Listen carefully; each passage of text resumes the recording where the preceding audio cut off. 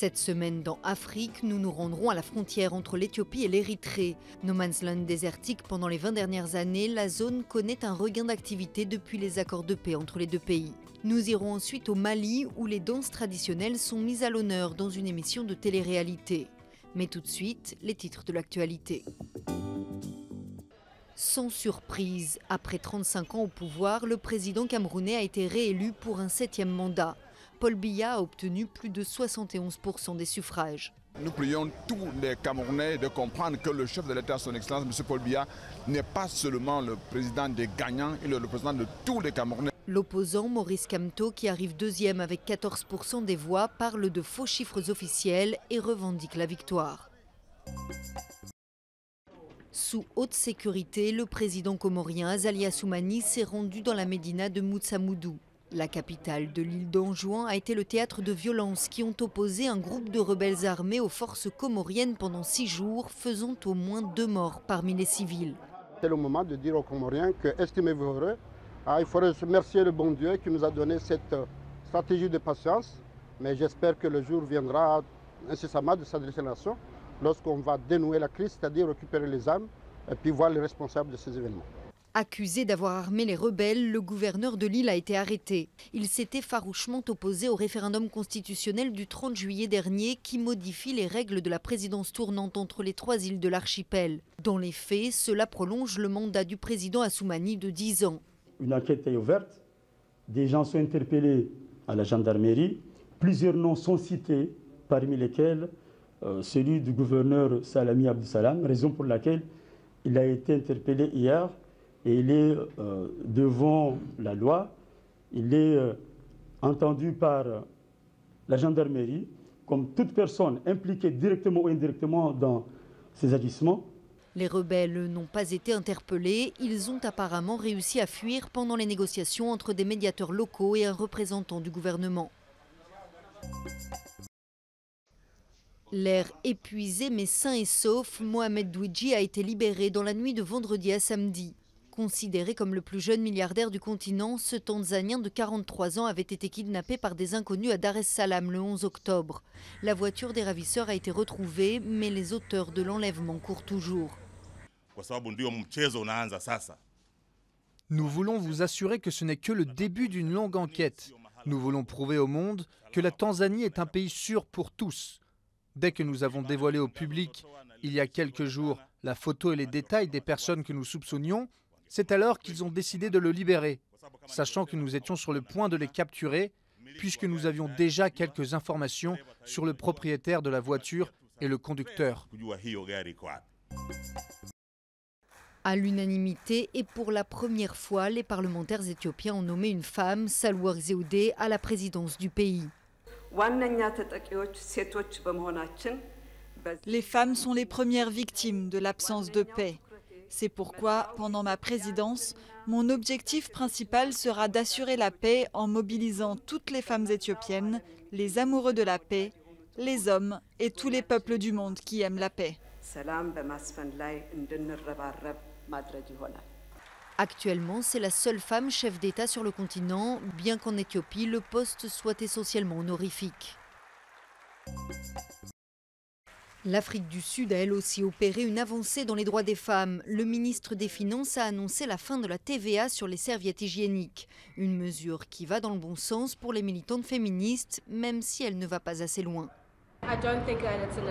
Je ne pense pas que ce soit suffisant. Honnêtement, c'est bien pour les Sud-Africaines moyennes, mais pensez aux enfants dans les zones rurales, comme les jeunes femmes dans les zones rurales. Pourquoi devons-nous payer pour quelque chose sur lequel nous n'avons aucun contrôle? C'est quelque chose que Dieu nous a donné. Nous ne devrions pas payer du tout pour les serviettes hygiéniques.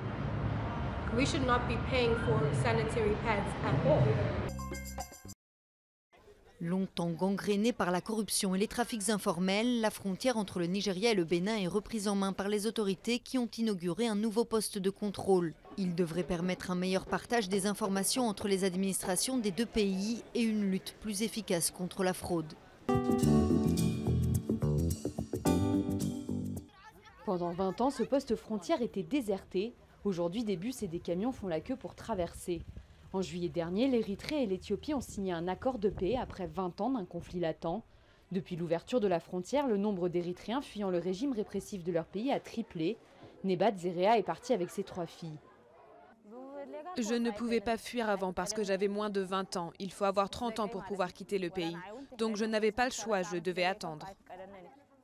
L'Érythrée a l'une des économies les plus faibles d'Afrique et l'un des pires bilans du continent en matière de défense des droits de l'homme. La majorité de la population n'est pas autorisée à quitter le pays et n'échappe pas au système de conscription obligatoire et illimitée. Certains fuient le pays, mais d'autres viennent juste découvrir Zalambessa avant de repartir chez eux la nuit tombée. Je suis très surpris. Je ne m'attendais pas à un tel niveau de développement. C'est très surprenant, mais je suis heureux. Les camions affluent dans les deux sens.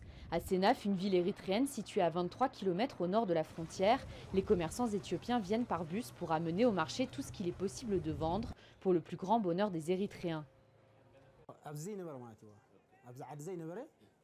Nous avons tout ce que nous n'avions pas auparavant, du plus petit produit au plus gros produit. Des choses que nous n'avions pas avant viennent de Mekele et Adigrat. Les commerçants éthiopiens sont toutefois inquiets. La valeur de la monnaie érythréenne, la nafka, est bien supérieure au birr éthiopien, ce qui rappelle des préoccupations déjà présentes avant la guerre de 1998. À l'époque, les deux pays étaient déjà en désaccord sur les questions monétaires et commerciales.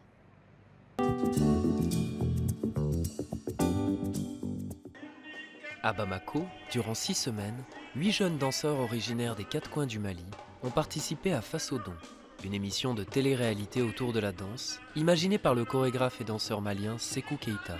Nos danses sont variées, il y a plusieurs ethnies, on a cette chance, cette richesse culturelle, mais malheureusement nos danseurs, ils ont un point commun, quand on leur dit de danser les danses de la Côte d'Ivoire, dont j'ai rien contre, le coupé décalé, ils savent tous danser ces danses-là. S'ils vont à Dakar, le sabah, ils savent le danser. Mais nos danses, eux-mêmes, chez nous, ils ne savent pas les danser. Chaque candidat était ainsi invité à s'initier à une danse traditionnelle d'une autre région que la sienne. Mohamed Kassogué, candidat dogon originaire de Mopti, s'est illustré par une prestation de danse contemporaine lors de son dernier passage sur scène. En accédant à la finale du concours, il a désormais le soutien de sa famille et est plus que jamais décidé à faire carrière dans la danse. Ma famille me soutient très fort, ils sont contents et ils voient désormais que la danse a de la valeur et ils sont fiers de moi. Chaque fois, ils m'appellent pour me féliciter. Ils sont contents, ils sont fiers de moi. Ils savent maintenant que la danse, ce n'est pas quelque chose de mauvais. À l'occasion de l'enregistrement de la finale, le public s'était déplacé en masse pour venir soutenir les candidats. Ouais, je suis venu voir ce show parce que moi aussi je suis danseur. Ouais, je danse depuis 2006, je fais du hip-hop. Tu vois, j'ai ma petite sœur qui est dedans, elle s'appelle Aïssata Konaté. Donc elle est l'une des candidates, tu vois. Donc ça m'a motivé pour venir parce que c'est la première fois de voir quelque chose de ce genre. Parce qu'auparavant les gens ne s'intéressaient pas sur la danse traditionnelle, ce qui concernait la tradition, les coutumes, tu vois. Cette première édition, diffusée par la chaîne panafricaine Africable, a été remportée par Rokia Diallo, candidate Peul de Sikasso, qui a conquis le jury par sa prestation de Takamba, une danse venue du nord du Mali.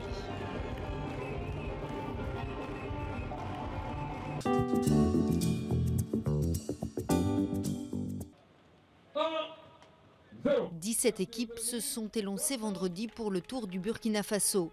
La course traversera 9 régions du pays, mais pas seulement. Nous allons faire une incursion au Ghana et ce sera une première après plus d'une vingtaine d'années. Nous allons tenter donc l'expérience pour un peu respecter l'intégration de se rendre dans un pays voisin qui est le Ghana. Pour cette 31e édition, les coureurs effectueront 1190 km. L'arrivée se fera le 4 novembre.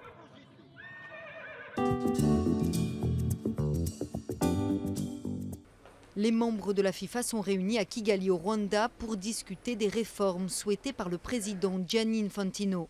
Parmi elles, la création d'une version miniature de la Coupe du Monde avec 8 équipes qui remplaceraient l'actuelle Coupe de la Confédération.